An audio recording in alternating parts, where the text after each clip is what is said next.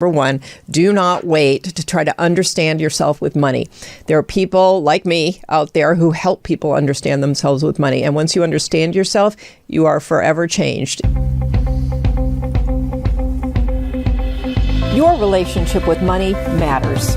I'm Michelle Perkins, and this is the Money and You podcast, where I will be breaking down your relationship with money, offering tough love money tips, and a money dating plan that will focus on lifting the barriers to success to help pave the way for better money practices and increased wealth. It's time to take control to live a limit-free life. It starts today. Hello, and welcome to today's episode of the Money and You podcast. I'm doing a solo show. I'm going to share a few things with you, mostly mistakes, and hoping that you enjoy this and can relate to it, because one of the big ways we learn about money is through making mistakes. And I've been thinking about this a lot, and with a little regret, I wish that we learned more up front so we could avoid some of the mistakes we make. But as we talk often on this show, we don't get a lot of financial education. And oftentimes we're learning from parents or other people who have made a lot of mistakes. And instead of sharing that in a way that we can learn, a lot of times those mistakes become the source of fears or messages that actually are designed to just keep us a little bit stuck, to keep us a little bit afraid from almost doing anything with money, because we hear about the tragic outcomes of certain mistakes, and we almost feel like, ooh, let me just kind of stay away from this whole financial scene. So I want to impress upon you today that making mistakes is a way to learn. It's the way most of us have learned about money. And for people like me who have not only made a lot of mistakes, but have people on my show week after week who have also made mistakes and shared them, I feel like I have this wealth of ideas on the mistakes that would be good to talk about. So let's jump in, because I feel so strongly that your relationship with money, if you work on that, if you make that a better relationship in your life, and yes, it is a relationship. And if you watch the show, you will understand how it is a relationship. And if you're still stumped on that, I would ask you to join me in some way, either with my Money Date program or another coaching that we could do together, another form of coaching. Read my blogs, go to limitfreelife.com and sign up for my newsletter. Listen to the podcast regularly. There are so many ways to start to understand your relationship with money. One thing I have found from offering the course, your money dating program that I do, is that it becomes very, very clear what your relationship is and how that relationship is so important and how it fits into what you are trying to achieve financially. So if you are interested in being much more clear about what it means to have a relationship with money and how to make it better, I would highly suggest that you contact me about joining my Money Date program, which is a foundational program, fairly reasonable to join. And if you want to send me an email, Michelle, 2 L's at limitfreelife.com, or contact me in another way, please feel free to do that, and I can help share how that would work for you. But before we, I want to address these mistakes. I found there are so many of them, but I've chosen 5 mistakes that I think I've learned a lot from. I've heard other podcast guests talk about them and how much they learned, and how it really a lot of these things have really changed the trajectory of their financial lives. And I think they can do that for you. And so I want this to be a part of the financial learning that hopefully you're doing by listening to this show and doing in other ways. So I do believe that hearing these, if you can integrate them into your life, it's one thing to hear them. It's another thing to actually integrate the ideas into your lives and make some changes. Nothing happens without change, obviously. And so whether it's a change in belief, a change in your own mind, or whether that's a change in your habits and your behaviors and what you do, both of those are very worthy and are really the key. I mean, everything I teach is to combine those two things. Combine the money mindset with practical actions, and you are going to have a happy and satisfying relationship with your money, and you're going to have greater wealth and more freedom, because what we want is the freedom. Remember, we don't want money for the sake of money. Who cares about that? We want choice. We want freedom. We want to be able to change careers if we want. We want to be able to start businesses, retire early or late, or whatever we want. We want to have families. We want to move. We want to buy homes. We want to travel. There's a lot that we want to do, and that choice, that ability, is really what this is all about. It's never really just about the money, as you know. So, okay, I'm going to start running through 5 mistakes that I think you want to avoid, that you might not even be aware of. So let's start with one that actually came up on the show that I did with Kim Curtis. And it's a really important one. And it's one that most people actually, it's a mistake most people make. And that is waiting. Don't wait. Take action as soon as possible. Now, what does that mean? As soon as possible? Well, as soon as you've learned enough to know what action you could take. It does not mean waiting until you are in a certain financial position. You're earning a certain amount. You've already saved a certain amount. You're completely out of debt.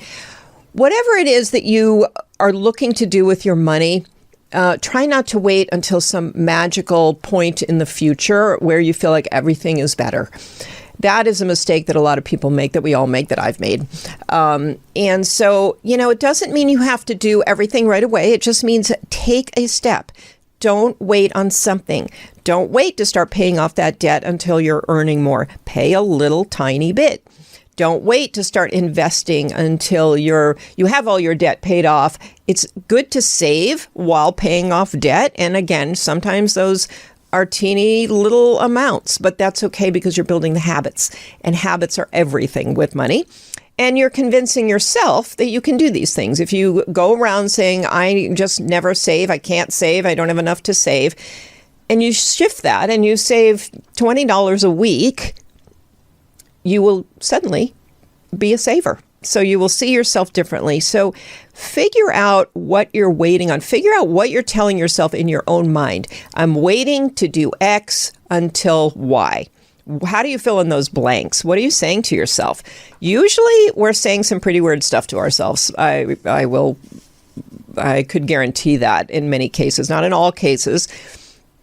We probably believe it. We probably believe what we're telling ourselves, but we have to go back and see, why are we telling ourselves that? And where did it come from?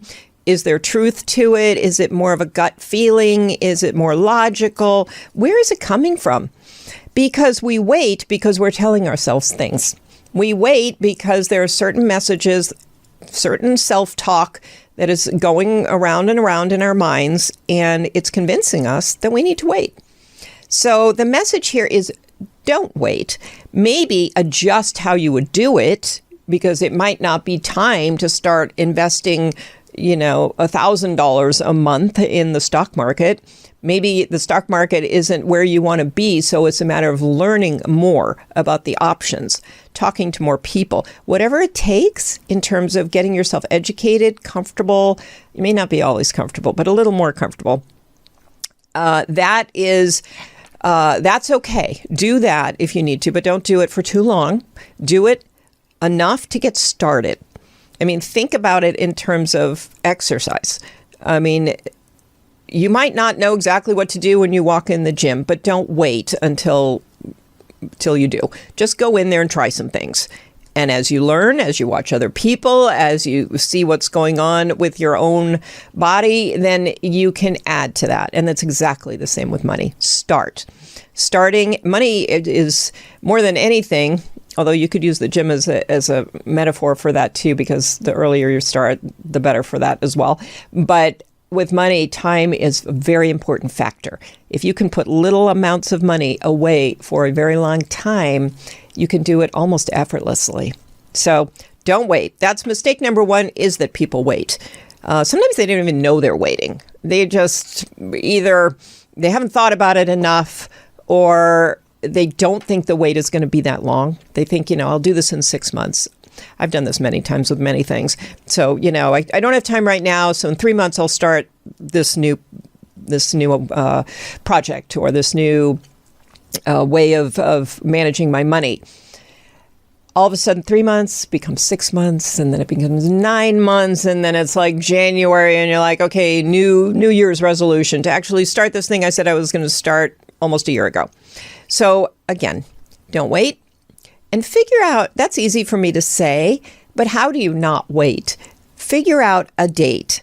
Figure out, make it like a little business move of strategy where you would put a date out there when you want to start something, what that thing is. Get clear. Clarity is everything. If you just put a big vague term like investing, that's overwhelming. That's too vague. You don't even know, what are you investing in? Why? The why is always super important. Why are you doing this? When we're waiting, sometimes we either aren't clear on what to do, we're scared, or we don't know why we're doing it. The why is that thing that pulls you forward. If you have a strong enough why, maybe there's some particular thing that you're saving for. Maybe there's a timeline attached to that. People get very serious, I've noticed, when they're either getting married or about to have a baby. All of a sudden, the why is clear and they start taking action. They stop waiting because there is a point in time in the future that they are going to absolutely need a certain amount of money. And that's the other thing, to start defining how much. Don't let that stop you. If a certain dollar amount is stopping you and causing you to wait, tweak it. Adjust it, make it easier. Do not make it super hard for yourself. That's the other reason that people wait. They make it difficult for themselves to move forward. So make it simple and make it a project with a deadline, a why, clarity around it. And if you don't know how to start, if you don't know what to do, get out there and either learn or ask someone who knows or who can help you. Okay, that's mistake number 1, waiting. Mistake number 2 is people don't like to connect with experts until they've made it to a certain point. They don't want to get that really good tax accountant. They want to go to, an inexpensive tax preparer, for example, instead of going to a true tax strategist, an accountant who knows how to save you money with taxes. And I find that's very costly. So, I was just talking to a couple the other day, and middle-aged couple never have had they have had one, but they were doing a lot more things, and they were looking for somebody to do their taxes, and they were going to go to a very inexpensive tax preparer because they felt like they wanted to save the money there. And I was looking back at their history thinking, wow, I bet the lack of a good tax person probably has cost them a lot of money over the years.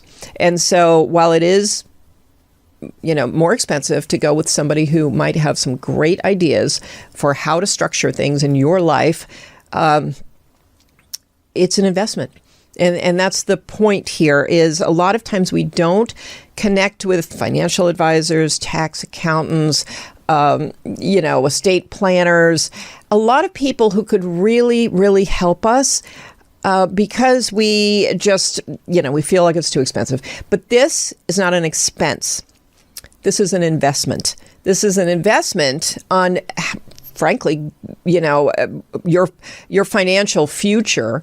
And if you can get better returns as a result of investing this money in some really good people, that's a no-brainer. I mean, it feels a little uncomfortable. You're not guaranteed returns, but it is a much smarter way to go, because these people in these fields, if they're good, they will help you to save money. That is what they either help you to save money or help you to grow money. That is their job. And so going with good people, and I will say there are people doing these jobs who are less talented and less well-trained. And so be picky about that and don't wait. We talked about don't wait in mistake number 1. Mistake number 2 has also a don't wait component, which is don't wait on getting financial experts into your life. You will benefit from it all the way through. So That's a big one. The other one is when sometimes we have these people in our lives and we don't take advantage of them. One of the biggest mistakes I made one year, it was quite a while ago now, was waiting and taking all of our tax information to our tax accountant, who was a good tax accountant, but we didn't know what was going on all year, and we brought it to him kind of late. And we found out we owed a significant amount of money. At the time, it was maybe $25,000. And at the time, that was a hit. I mean, I was in a panic about how we were going to pay that. And we were close to tax day, so there wasn't any waiting around. And I never forgot that. I still can feel the panic when he told us that. It was so out of the blue and unexpected. It shouldn't have been. That's my point, is if you have these people in your life, from that day on, I have scheduled a mid-year tax appointment every year so that I can bring the accountant, whatever we have, and we can, assume certain things about how the year will go. And we can anticipate whether we're going to need to pay taxes, not pay taxes, getting a refund, whatever that is. And it may not come out exactly that way, but what a huge relief to know halfway through the year or sometime in the fall what things are going to look like. So if you do have to come up with money, you have a timeline to do it. So I learned that lesson from making a mistake, which was I kind of just went along not thinking about it and assumed some things, and I was wrong, and it cost a lot. And so protect yourself against that. Both get the financial experts into your life and take advantage of their expertise. A lot of times we have these experts in our life, whether even bankers and people that we interact with. We don't ask many questions. I had a banker once talk to me just in conversation. I didn't go and ask her a question, but we started talking because I saw her a lot. And she started telling me about watching her credit score and how she had done it and the app that she used. And I learned a lot from her that day just by having a financial conversation. So engage people in especially the experts in the industry to help educate you, to help you learn, to help you overcome the financial illiteracy that a lot of us have. Okay, so that's mistake number 2. Mistake number 3 is similar. It is don't make the mistake of being money avoidant, which we often are. So there are so many things in our money life that, whether it's intentional, here's the deal, it's not always intentional, which is why we have to bring it into our consciousness and make it more intentional. We have to think about these things. We have to think, what am I not doing? What am I avoiding? It can be as simple as avoiding opening your credit card bill because it, grips you out and makes you feel a little ill and you don't really want to see it and you don't really want to deal with it. What happens then? Again, you're in the dark. You may need to come up with money. You need to know that as soon as possible. You don't want to leave that till the day before the credit card is due, because then what happens? You run the risk of paying it late, getting late fees, earning, accruing interest. None of that is good. And then it's just piling on to whatever is coming down the road to just increase the balance on that credit card. I learned long ago, again, from mistakes of not opening my American Express bill, that no matter, and I still have the feeling today, once in a while, I'll know that I've been putting a lot on there and I will not want to open it, but I don't let myself anymore. I'm like, rip that envelope open and look at that bill no matter what. And 9 times out of 10, it's a relief to see it. That's the thing with avoidance. I don't know if any of you were procrastinators in college, but I was, and I'd avoid that term paper or whatever it was, and I'd be out, I'd be partying, I'd be skiing, I'd be doing whatever I was doing. And in the back of your mind, you never don't have that feeling of, oh my gosh, this paper is due, it's coming, I'm running out of time, how am I going to get it done? It's always with you. So this idea that you're avoiding and somehow feeling better, you're avoiding and just building up stress, basically. You're distracting yourself with other things because you don't want to do the thing that needs to be done. We do that a lot with money. doesn't help, then it leaves you at this point where you've waited for a long time and now you have to deal with it. And then it's also stressful. So there's stress the whole way through. I'm all about relieving stress with money at this point. We bring it on ourselves in many cases, and that is controllable. And so I think that's a mistake that we make. We futz around and we do all kinds of things that actually cause our own stress. And if you really break it down and look at it and unpack what's going on in your life, you can probably see that with most things money, we have more control than we realize. And we just need to take control. We need to see that we have control and actually react in the proper way. So no more avoidance, not addressing things, not looking at things, not collaborating with people, and not communicating about money. These are all ways to be avoidant with money, and we could fix all of those. So that's what I would ask you to do with mistake number 3. Don't be avoidant. Remember to look, speak about, and collaborate and address the things that need to be dealt with. You will feel much better. You'll feel like you're in power. Even if you can't do something, even if you have a credit card bill that you can't pay, at least you know. And when you know, you can take a different action. Maybe you just call the credit card company and have a little chat with them about what's going on with you. You'll be surprised. That's the communicating part. So not avoiding is looking at your bill. It's also communicating. You know, there's taking action makes us feel better. It makes us feel in control, takes away some of the stress. So don't be avoidant. Mistake number 4. Four. That's where we're at. Leaving things up to you. So as much as it's important to take control, leaving every move to you is probably a mistake.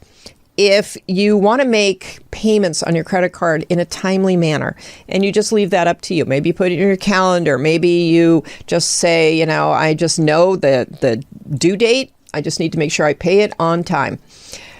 That's tough. That's tough for all of us.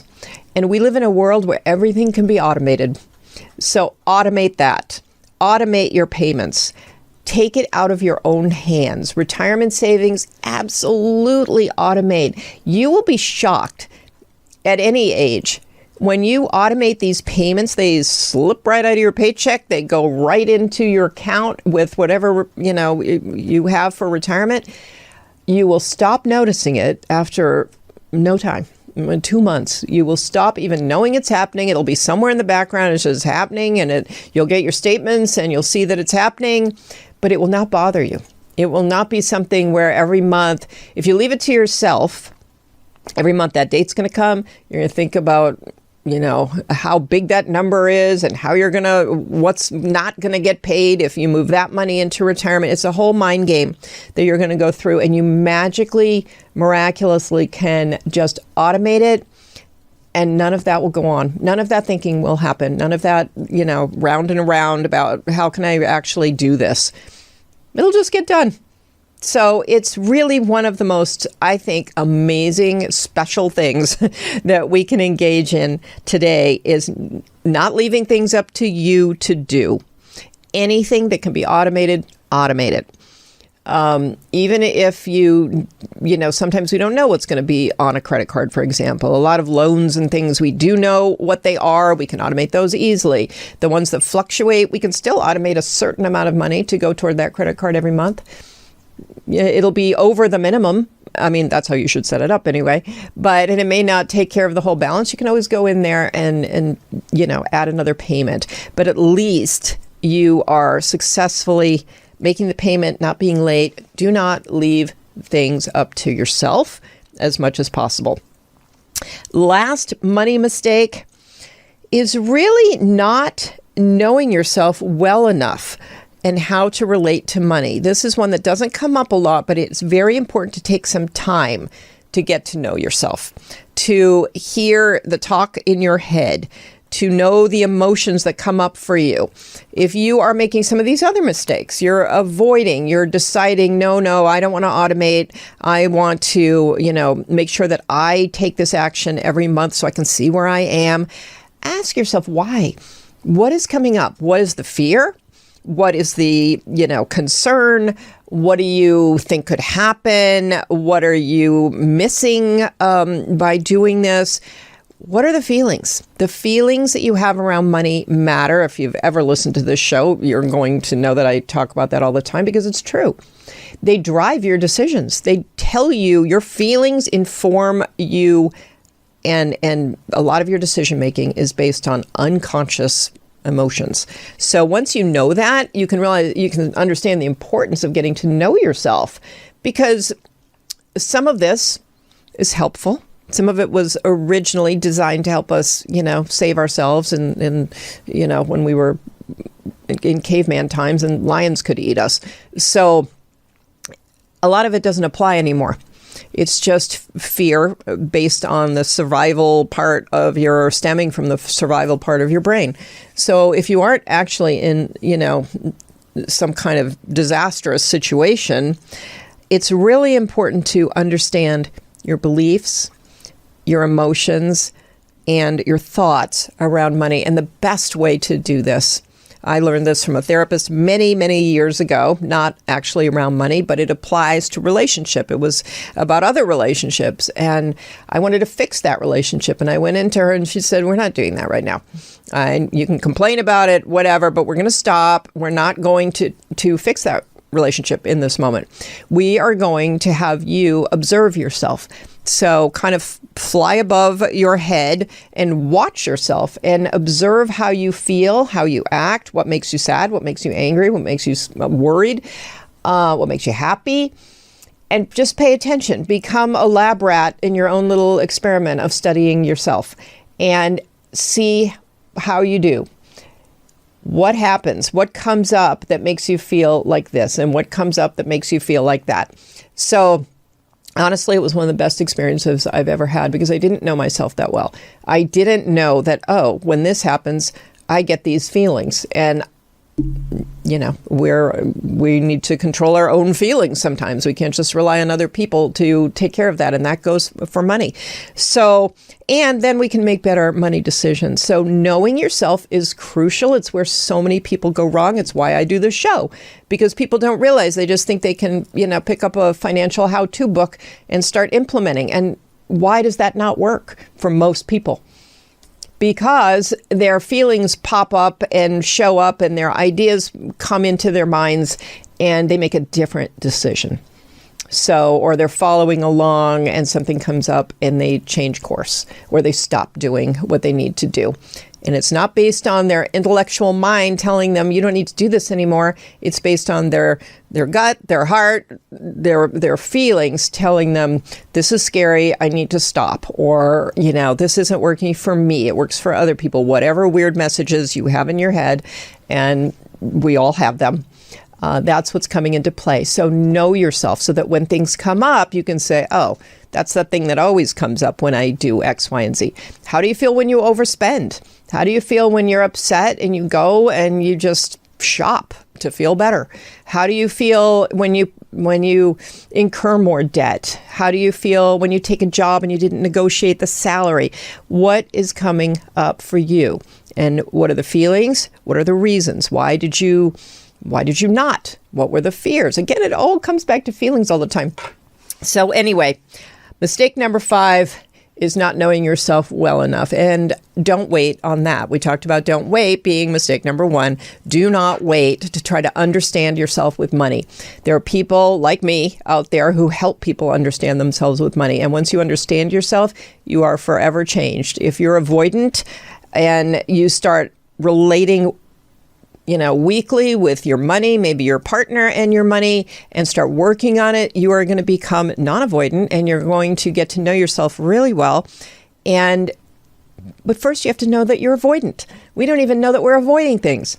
So please, I made it mistake number 5, probably should have been mistake number 1 to get to know yourself. But sometimes I feel like people don't understand the importance of that. It is number 1. That is the number 1 most important thing to do, even though it's mistake number 5 on my list.